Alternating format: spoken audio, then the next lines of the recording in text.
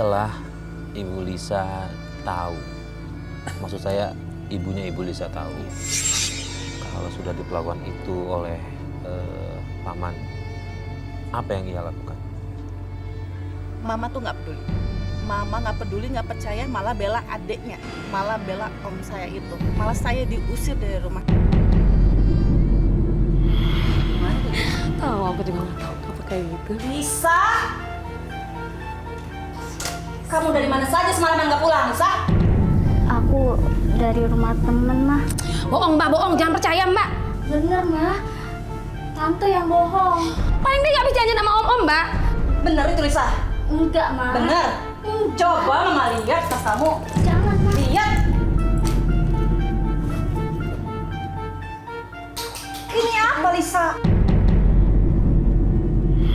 Kamu Lisa? Hah? Dasar kamu ya? Iya, mah. Takut. Itu karena mama. Karena mama nggak pernah ngasih perhatian ke aku. Jaga mulut kamu. Sampai Om Dery pernah aku, mah. Lisa! Jangan bawa-bawa nama Om Dery. Mah, aku nggak bohong, mah.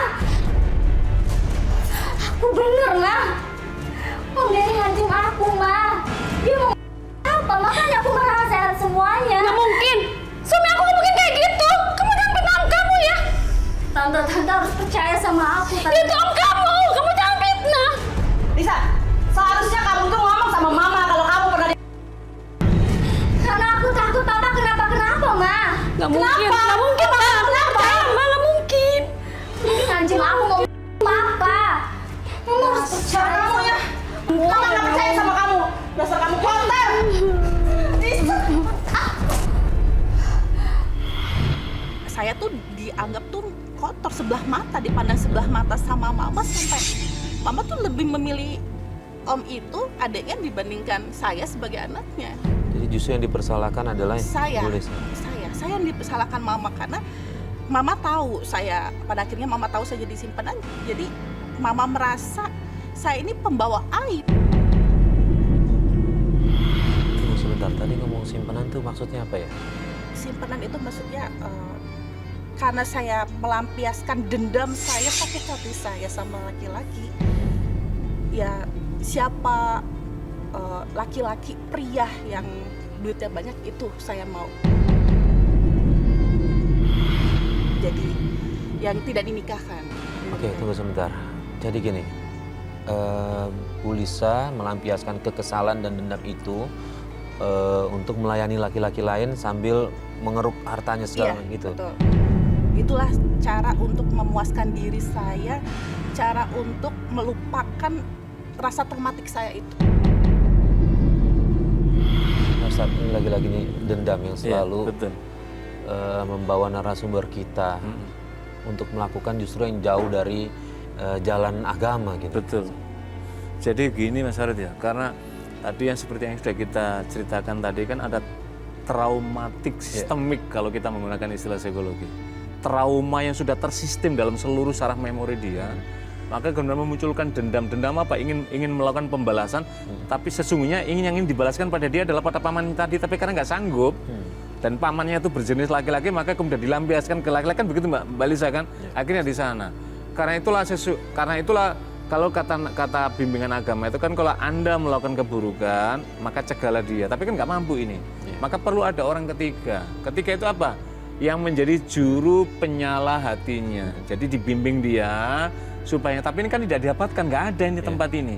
Jadi dia ini ibaratnya di dalam rumah ini gelap gulita, tapi tidak tahu ini mana ini lorong sececah harapan, tidak tahu kecuali bisikan hatinya, tapi tidak ada yang mengulurkan tangan untuk menarik suara hatinya ini supaya kembali kepada jalannya tadi. Akibatnya apa? Masuklah dalam kubangan yang lebih gelap lagi, yaitu dengan mohon maaf dengan tadi yang disebut simpan tadi. Ini adalah perbuatan yang tercela dan menyalahi norma sosial, norma ketimuran, norma agama, apa norma kebangsaan kita juga mencela ini. Pertanyaan saya kemudian berikutnya, apakah pelampiasan dendam tadi Mbak Lisa mendapatkan ketenangan atau justru sebaliknya? Sebaliknya Pak Ustadz. Nah, kan? Iya. Karena dendam, jadi kalau katakan begini, dendam itu kalau dilampiaskan bukan mendapatkan kepuasan, tetapi menyeret energi negatif pada diri kita. Orang semakin dendam, maka energi positifnya akan terkuras habis.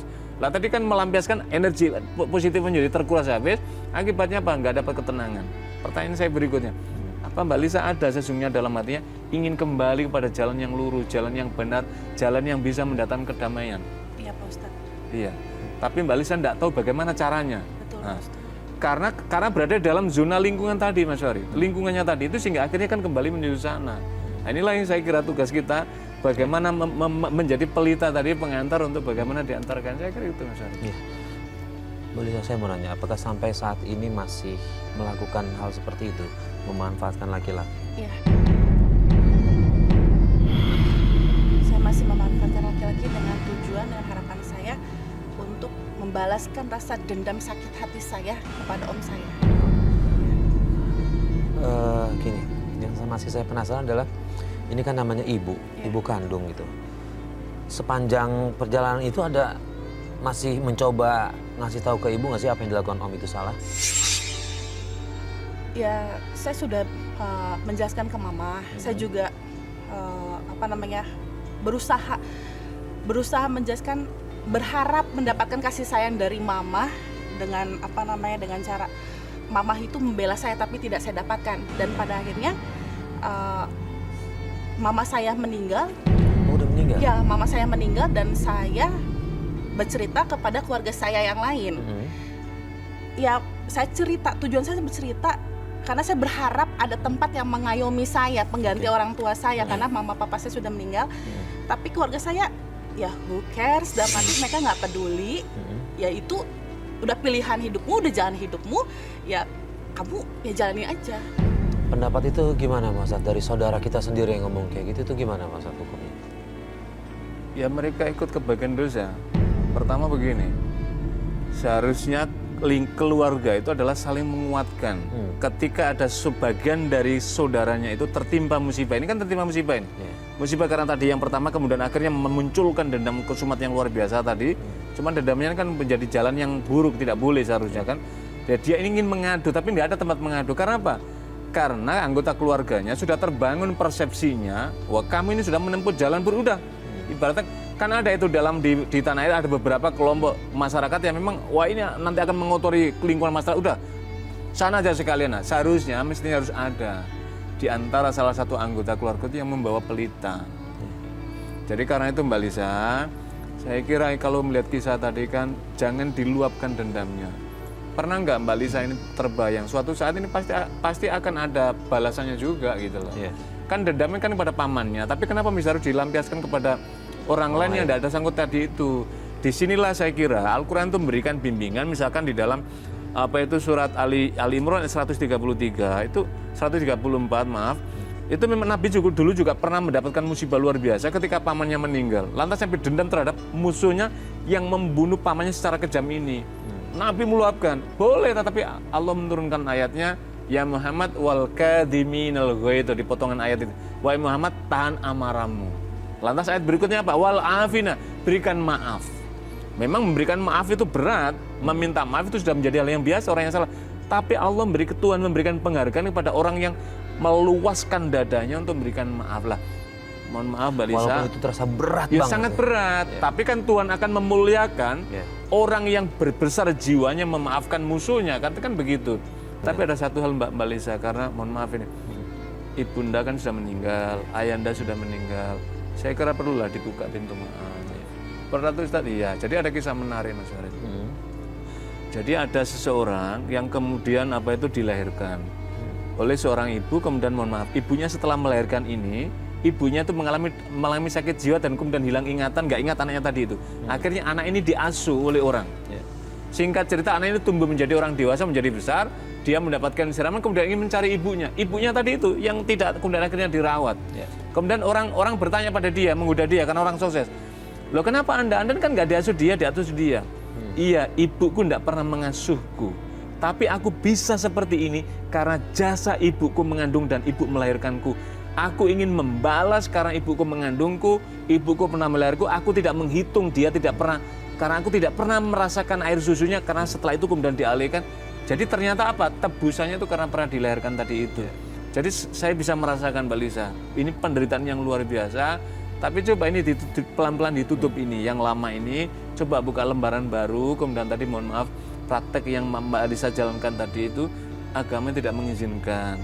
Tuhan sangat mencela. Kita kan tentu ingin Tuhan bersama kita, Tuhan ingin membela kita, Tuhan ingin menyinari kita. Maka bukalah, berpeganglah kepada pintu tali Tuhan apa? Agamanya Tuhan. Allah akan membimbing. Pegang tali agama ini baik-baik, dituntun nanti supaya tadi itu harus diputus mata rantai keburukan ini.